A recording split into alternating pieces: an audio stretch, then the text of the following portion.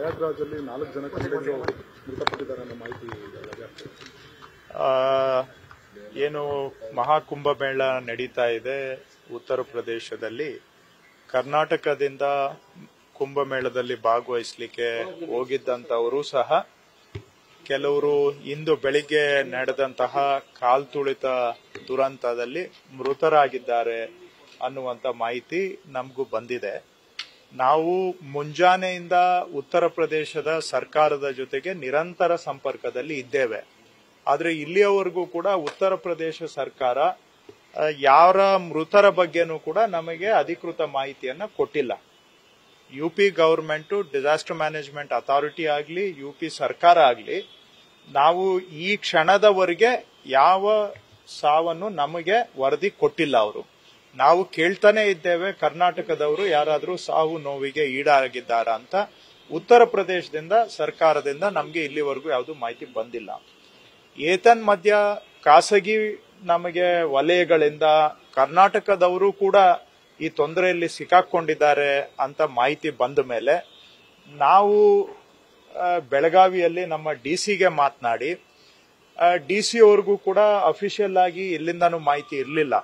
ಆದ್ರೂ ಕೂಡ ನಾವು ಡಿಸಿ ಅವರಿಗೆ ಹೇಳಿ ಖಾಸಗಿಯಿಂದ ಬಂದಿದ್ದ ಮಾಹಿತಿಯನ್ನ ವೆರಿಫೈ ಮಾಡಿ ಅಂತ ಹೇಳಿದಾಗ ಡಿಸಿ ಅವರು ಬೆಳಗಾವಿಯಲ್ಲಿ ಅವರ ಕುಟುಂಬಗಳನ್ನ ಸಂಪರ್ಕ ಮಾಡಿದಾಗ 4 ಜನ ಮೃತರಾಗಿರುವ ಸಾಧ್ಯತೆ ಇದೆ ಅನ್ನುವಂತ ವಿಷಯವನ್ನ ಹೇಳಿದ್ದಾರೆ ಬೆಳಗಾವಿಯಲ್ಲಿ.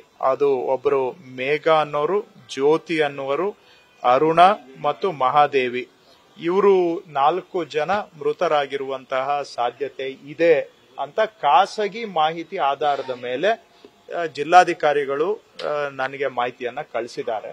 ಯುಪಿ ಸರ್ಕಾರದ ವತಿಯಿಂದ ಅಧಿಕೃತವಾಗಿ ಇಲ್ಲಿವರೆಗೂ ಕೂಡ ಈ ಕ್ಷಣದವರೆಗೂ ನಮಗೆ ಅವರು ಮಾಹಿತಿಯನ್ನ ಕೊಡ್ತಾ ಇಲ್ಲ.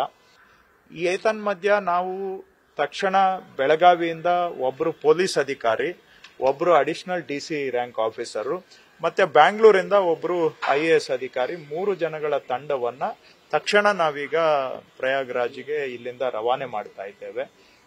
ಅಲ್ಲಿ ಹೋಗಿ ಇನ್ನು ಯಾರಾದ್ರೂ ಈ ರೀತಿಯಾದಂತಹ ಹೆಚ್ಚು ಕಡಿಮೆ ಪ್ರಕರಣ ಇದ್ರೆ ಅಲ್ಲೇ ಮುಕ್ಕಾಂ ಹೂಡಿ ನಮ್ಮ ಕಡೆಯಿಂದ ಏನೆಲ್ಲ ಮಾಡಬೇಕು ಅದನ್ನ ತಕ್ಷಣ ಕ್ರಮ ಕೈಗೊಳ್ಳಬೇಕು ಅಂತೇಳಿ ಒಬ್ರು IAS ಅಧಿಕಾರಿ ಮತ್ತೆ ಬೆಳಗಾವಿಯಿಂದ ADC ಮತ್ತು ಒಬ್ರು ಪೊಲೀಸ್ 3 ಅಧಿಕಾರಿಗಳ ತಂಡವನ್ನ ಈಗ ಕಳಿಸ್ಕೊಡ್ಲಿಕ್ಕೆ ನಾನು ಅಧಿಕಾರಿಗಳಿಗೆ ಸೂಚನೆಯನ್ನ ಕೊಟ್ಟಿದ್ದೇನೆ.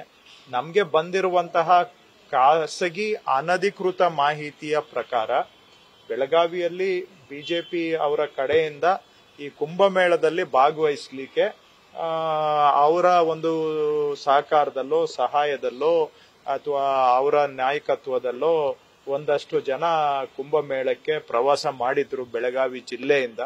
ಅದರಲ್ಲಿ ಸುಮಾರು 300 ಜನದವರೆಗೆ ಆ ರೀತಿ ಪ್ರವಾಸ ಮಾಡಿದ್ರು ಅಂತ ಇವೆಲ್ಲ ಅನ್ವೆರಿಫೈಡ್ ಮಾಹಿತಿ ನಾನು ಹೇಳ್ತಾ ಇರೋದು. ಇದೆಲ್ಲ ಪ್ರಿಲಿಮಿನರಿ ಮಾಹಿತಿ, ಸಬ್ಜೆಕ್ಟ್ ಟು ಅಧಿಕೃತ ಮಾಹಿತಿ ಅಲ್ಲ. ಆದ್ರೂ ನಮ್ಗೆ ಬಂದಿರುವಂತ ಪ್ರಿಲಿಮಿನರಿ ಎನ್ಕ್ವೈರಿಯಲ್ಲಿ ಬಂದಿರುವಂತ ಮಾಹಿತಿ ಒಂದು 300 ಜನ ಬಿಜೆಪಿ ಪಕ್ಷದವರ ಕಡೆಯಿಂದ ಅವರ ಒಂದು ಸಹಾಯದಿಂದ ಪ್ರವಾಸ ಮಾಡಿದ್ರು. ಅದರಲ್ಲಿ 4 ಜನ ಮೃತರಾಗಿರುವಂತ ಸಾಧ್ಯತೆ ಇದೆ ಅನ್ನುವಂತಹದ್ದು ಇಲ್ಲಿವರೆಗೂ ನಮ್ಗೆ ಸಿಕ್ಕಿರುವಂತ ಮಾಹಿತಿ. ಹಾಗಾಗಿ ಅಲ್ಲಿ ಯುಪಿ ಸರ್ಕಾರದಿಂದ ನಮ್ಗೆ ಏನು ಮಾಹಿತಿ ಬರದೇ ಇರೋದ್ರಿಂದ ನಮ್ಮ ಅಧಿಕಾರಿಗಳನ್ನ ಈಗಲೇ ನಾವು ಇಲ್ಲಿಂದ ಡಿಸ್ಪ್ಯಾಚ್ ಮಾಡ್ತಾ ಇದ್ದೇವೆ. ಅವರು ಅಲ್ಲಿಗೆ ಹೋಗಿ ತಕ್ಷಣ ಅಲ್ಲಿ ನಮ್ಮ ಕನ್ನಡಿಗರ ಹಿತರಕ್ಷಣೆಗೆ ಏನು ಮಾಡಬೇಕು ಮತ್ತು ತೊಂದರೆಗೆ ಸಿಕ್ಕಾಕೊಂಡಿರೋರ ಸಹಾಯಕ್ಕೆ ಏನ್ ಮಾಡಬೇಕು ಎಲ್ಲಾ ಕ್ರಮಗಳನ್ನ ಕೈಗೊಳ್ಳಲಿಕ್ಕೆ ಒಂದು 3 ಅಧಿಕಾರಿಗಳ ತಂಡ ಕಳಿಸ್ತಾ ಇದ್ದೇವೆ. ಸಹಾಯವಾಣಿ ಇದೆ ನಮ್ಮಲ್ಲಿ, SCOC ಅಂತ ಒಂದು ಕಾಲ್ ಸೆಂಟರ್ ಇದೆ. ಅಲ್ಲಿಗೆ ಯಾವುದು ಕೂಡ ನಮ್ಗೆ ದೂರುಗಳು ಬಂದಿಲ್ಲ. ಇವೆಲ್ಲ ನಾವು ಅನ್ಅಫಿಷಿಯಲ್ ಆಗಿ ಬಂದಂತ ಮಾಹಿತಿಯನ್ನ ನಾವೇ ಬೆನ್ನತ್ತಿ ವಿಷಯ ತಿಳ್ಕೊಳ್ತಾ ಇದ್ದೇವೆ. ಮತ್ತು ಯುಪಿ ಸರ್ಕಾರದಿಂದನೂ ಕೂಡ ಏನು ಮಾಹಿತಿ ಬರದೇ ಇರೋದ್ರಿಂದ ಅವರು ಅಫಿಷಿಯಲ್ ಆಗಿ ಏನೂ ನಮ್ಗೆ ಕಮ್ಯುನಿಕೇಶನ್ ಕೊಡ್ತಾ ಇಲ್ಲ. ಅಲ್ಲಿ ಏನೋ ಯುಪಿ ಸರ್ಕಾರದ ಅಧಿಕೃತ ಹೇಳಿಕೆಗಳು ನೋಡಿದ್ರೆ ಕಾಲು ತುಳಿತದ ರೀತಿಯ ಸನ್ನಿವೇಶ ಅಂತ ಅಷ್ಟೇ ಹೇಳ್ತಾ ಇದ್ದಾರೆ ಅವರು, ಬಿಟ್ರೆ ಕಾಲು ತುಳಿತ ಆಯ್ತು ಅಂತಾನು ಅವರು ಅಫಿಷಿಯಲ್ ಆಗಿ ಹೇಳ್ತಾ ಇಲ್ಲ. ಸ್ಟ್ಯಾಂಪೀಡ್ ಲೈಕ್ ಸಿಚುವೇಶನ್ ಅನ್ನೋ ತರ ಹೇಳ್ತಾ ಇದ್ದಾರೆ. ಈ ರೀತಿಯಾಗಿ ಇರೋದ್ರಿಂದ ಅಲ್ಲಿ ನಮ್ಗೆ ಅಷ್ಟು ಮಟ್ಟಿಗೆ ನಿಖರ ಮಾಹಿತಿ ಸಿಗದೇ ಇರೋದ್ರಿಂದ ನಮ್ಮ ಅಧಿಕಾರಿಗಳನ್ನೇ ತಕ್ಷಣ ಇವತ್ತು ಕಳಿಸ್ತಾ ಕರ್ನಾಟಕದಲ್ಲಿ ಎಷ್ಟು ಜನ ಹೋಗಿದ್ದಾರೆ ಡಾಕ್ಯುಮೆಂಟ್ ಅಲ್ಲ ಅಂಕಿಅಂಶಗಳೇನಾದ್ರು ಇಲ್ಲ. ಕರ್ನಾಟಕದಿಂದ ಒಟ್ಟು ಎಷ್ಟು ಜನ ಪ್ರವಾಸ ಮಾಡಿದ್ದಾರೆ ಅನ್ನುವಂತ ಮಾಹಿತಿ ಇಲ್ಲ. ಮಾಹಿತಿ ಕಲೆ ಹಾಕ್ಲಿಕ್ಕೂ ಕಷ್ಟ ಆಗುತ್ತೆ. ಯಾಕೆ ಅಂದ್ರೆ ಅಲ್ಲಿ ಕುಂಭಮೇಳದಲ್ಲಿ ಕೋಟ್ಯಾಂತರ ಜನ ಭಾಗವಹಿಸ್ತಾ ಇರೋದ್ರಿಂದ ಯಾವ್ಯಾವ ದೇಶದ ಯಾವ್ಯಾವ ಭಾಗದಿಂದ ಎಷ್ಟೆಷ್ಟು ಜನ ಬಂದಿದ್ದಾರೆ ಅನ್ನುವಂತ ಮಾಹಿತಿ ಇಲ್ಲ. ಅದನ್ನ ಬಹುಶಃ ಕಲೆ ಹಾಕೋದು ಸಹ ಬಹಳ ಕಷ್ಟ ಸಾಧ್ಯವಾದಂತ ಕೆಲಸ ಆಗಬಹುದು. ಏನು ಅವರು ನಮಗೆ ಯಾಕೆ ತಕ್ಷಣ ನಮಗೆ ನಿಖರ ಮಾಹಿತಿ ಯಾಕೆ ಕೊಡ್ತಾ ಇಲ್ಲ ಅಂತಾನು ನನ್ನ ಹತ್ರ ಉತ್ತರ ಇಲ್ಲ. UP ಅವರು ನಮ್ಗೆ ಹೇಳ್ತಾ ಇಲ್ಲ. ನಾನು ಈ ಸಂದರ್ಭದಲ್ಲಿ ಬೇರೆ ಏನು ಹೆಚ್ಚಿಗೆ ಮಾತಾಡ್ಲಿಕ್ಕೆ ಹೋಗೋದಿಲ್ಲ. ಯಾಕಂದ್ರೆ ದುರಂತದ ಸಂದರ್ಭದಲ್ಲಿ ಒಬ್ಬರ ಮೇಲೆ ಒಬ್ಬರು ನಾವು ಬೆರಳು ಮಾಡೋದು ಸುಸಂಸ್ಕೃತಿ ಅಲ್ಲ. ಆದ್ರೆ ಇಷ್ಟೊತ್ತಿಗೆ ನಮ್ಗೆ ಅಟ್ಲೀಸ್ಟ್ ಅಫಿಷಿಯಲ್ ಮಾಹಿತಿ ಬರಬೇಕಾಗಿತ್ತು.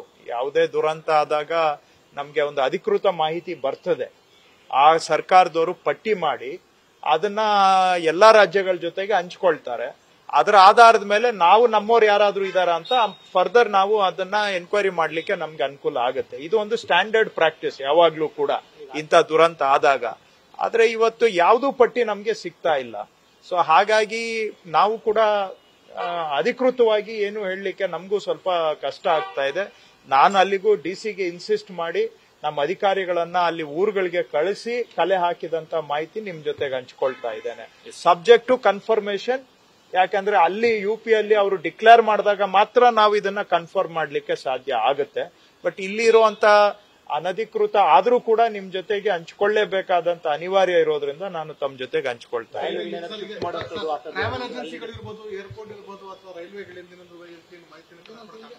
ಕಷ್ಟ ಬಹಳ. ಯಾಕಂದ್ರೆ ಕೋಟ್ಯಾಂತರ ಜನ ಪ್ರವಾಸ ಮಾಡುವಾಗ ಕೋಟ್ಯಾಂತರ ಜನದ ಪ್ರವಾಸ ಯಾರ್ಯಾರು ಎಲ್ಲಿಂದ ಬಂದಿದ್ದಾರೆ ಅಂತ ನಿಖರವಾಗಿ ಹೇಳೋದು ಕಲೆ ಹಾಕೋದು ಕೂಡ ಕಷ್ಟ ಆಗುತ್ತೆ.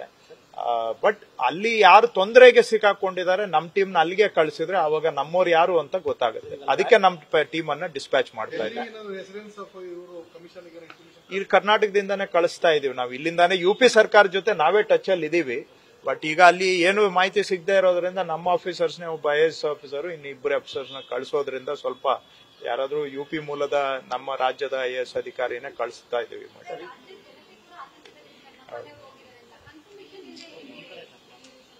ಮೋಸ್ಟ್ಲಿ ಬಹುತೇಕ ಕೆಲವರು ಈಗ ಯಾರು ಅವ್ರ ಕುಟುಂಬದವ್ರ ಜೊತೆ ಫೋನಲ್ಲಿ ಮಾತಾಡಕ್ಕೆ ಆಗಿದೆ ಅಲ್ಲಿ ಆತಂಕ ಪಡ್ತಕ್ಕಂತ ಅವಶ್ಯಕತೆ ಇರೋದಿಲ್ಲ.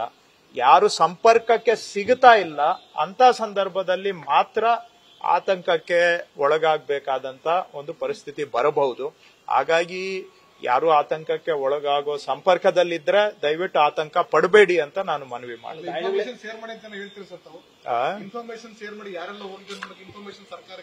ಅಲ್ಲ, ಯಾರಾದ್ರೂ ಸಂಪರ್ಕಕ್ಕೆ ಸಿಗುತ್ತಾ ಇಲ್ಲ ಅಂದ್ರೆ ದಯವಿಟ್ಟು ನಮ್ ಜೊತೆಗೆ ಅಂತವರ ಮಾಹಿತಿಯನ್ನ ಹಂಚ್ಕೊಳ್ಳಿ. ಆ ಮಾಹಿತಿಯನ್ನ ನಾನು ನಮ್ಮ ಟೀಮ್ಗೆ ಅಲ್ಲಿಗೆ ಹೋಗ್ತಾ ಇರೋ ಟೀಮ್ಗೆ ಕೊಟ್ಬಿಟ್ಟು ನಾನು ಫೈಲ್ಡ್ ಅಲ್ಲಿ ವೆರಿಫಿಕೇಶನ್ ಮಾಡಿಸ್ತೀನಿ, ಬರ್ದು ಕೊಡ್ತೇನೆ. ಆಮೇಲೆ ನೀವು ಸ್ಕ್ರೋಲ್ ಅಲ್ಲಿ ಹಾಕೊಳ್ಳಿ. ನೋಡಿ, ಫಸ್ಟ್ ಏನ್ ಬೇಕೋ ಮಾಡೋಣ, ಅದೆಲ್ಲ ದೊಡ್ಡ ವಿಷಯ ಅಲ್ಲ. ಅದು ದೊಡ್ಡ ವಿಷಯ ಅಲ್ಲವೇ ಅಲ್ಲ. ಫಸ್ಟ್ ಸೇಫ್ಟಿ ಮತ್ತು ಐಡೆಂಟಿಫಿಕೇಶನ್ ಮುಖ್ಯ. ಅವೆಲ್ಲ ಎಲ್ಲೆಲ್ಲಿಂದನೋ ನಾವು ಏನೇನೋ ಮಾಡಿದ್ದೇವೆ, ಇದರಲ್ಲಿ ಇದು ಮಾಡೋದು ಏನ್ ದೊಡ್ಡ ವಿಷಯ ಅಲ್ಲ. ನಾನು ಹೇಳೋ ಇಂಥ ಸಂದರ್ಭದಲ್ಲಿ ಅದನ್ನ ಹೇಳಿ ನಾನು ಅದನ್ನ ಕಡಿಮೆ ಮಾಡೋದು ನನ್ಗೆ ಅದರಲ್ಲೆಲ್ಲ. ನ್ಯೂಸ್ ಫಸ್ಟ್ ನಿರ್ಭೀತಿಯಿಂದ ನಿಮ್ಮ ಪರವಾಗಿ.